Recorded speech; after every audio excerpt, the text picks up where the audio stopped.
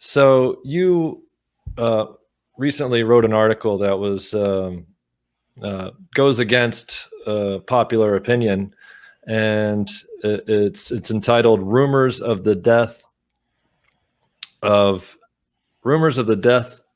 Office Buildings Are Greatly Exaggerated."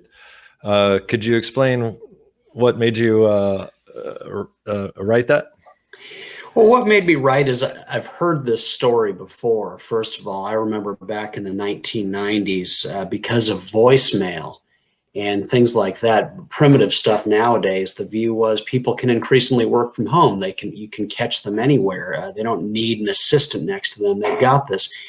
And I witnessed my friends, many of them who got into commercial real estate, out-earned me by many multiples over the coming decades as skylines around the U.S. grew and skylines around the world grew. And they were up against some of the same commentary back then that, just the need for an office space isn't as evident. So I'd witnessed it for one thing. I'd seen it around the world that skylines only grow, but it also just was logical to me. Businesses put so much effort into building cultures, into having a cohesive unit, people working together. Steve Jobs' last thing that he did at Apple before he died really was putting together the headquarters there, and he built it with people bumping into each other very much in mind. He felt that was so healthy, that great minds bumping into each other and talking about things led to innovation. So the idea that this was going to stop, that suddenly workers were going to be isolated by businesses, ignores why companies are great in the first place. Right. And so moving into that, you did some research, or it sounds like you've had quite a bit of experience with interviewing or writing about great companies. You've talked about some of the bigger, how much time companies spend on the location of their offices, the type of people they want to attract, et cetera. Today we have a totally different environment where everybody's working from home. Is this sustainable? Is it what's going to happen next? No, it's not sustainable, and it's not because businesses weren't spending so much money on location and on office space just because they were vain or because they wanted to. They were doing this because there's great value to be had from talented people working alongside each other. The division of labor historically is established. When people are specializing as they produce things, they're producing a lot more, working alongside one another. Well, the division of thought is the same thing. And so the idea that it was going to suddenly make sense for people to be separated just defied basic common sense. Businesses have always had headquarters because it's valuable to have people working together. Isn't it interesting? And you would know this well. It's not just headquarters. What do new businesses do? They tend to cluster. The internet, they've been talking about the death of distance forever with the internet, but it's the case to this day that even though taxes are very high in California, even though regulations are high, there's great value if you're a technology company, for instance, to be headquartered near other technology companies. There's osmosis, there's learning, there's people cross-pollinating that you cannot get if everyone's working from home. Yeah, those are good points. So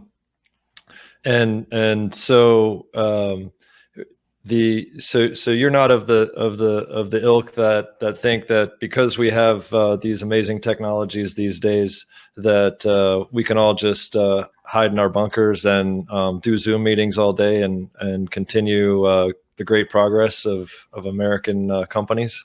No, of course not. That's what I think will happen, is that because of Zoom, the need for headquarters will be even greater, and the need for people being around each other it'll actually stimulate more face-to-face human contact.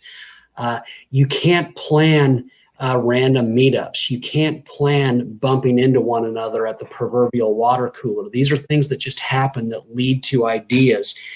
You can't create a culture over Zoom. You look at Goldman Sachs, It's the most prominent investment bank in the world, and it is precisely because they've been developing a culture for decades and realistically centuries.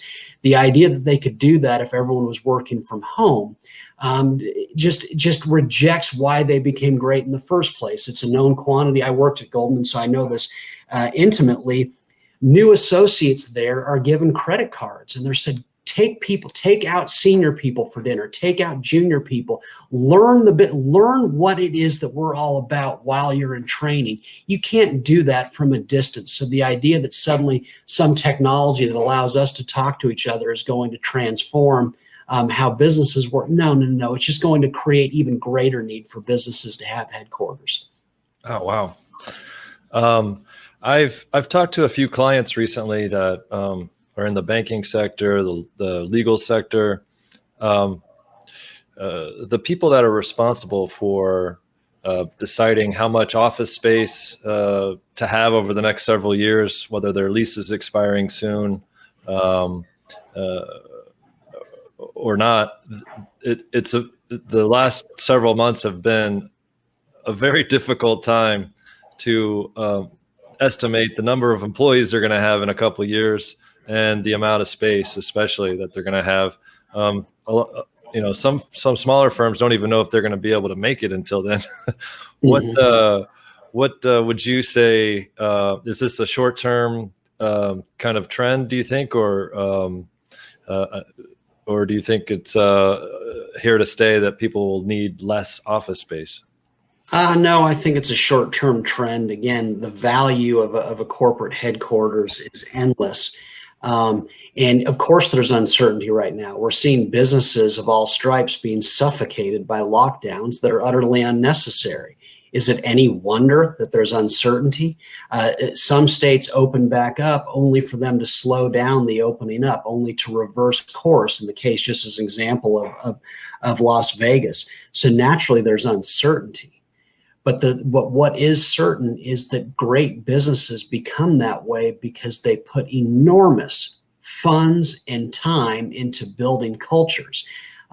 Goldman Sachs was never about people being in the office all the time. Notable about, if you go to any of the major hubs for Goldman, no one, for the most part, has offices. And the idea there is simple. Get out on the road and meet with people. Figure out, if you don't have enough clients, go out and find new ones.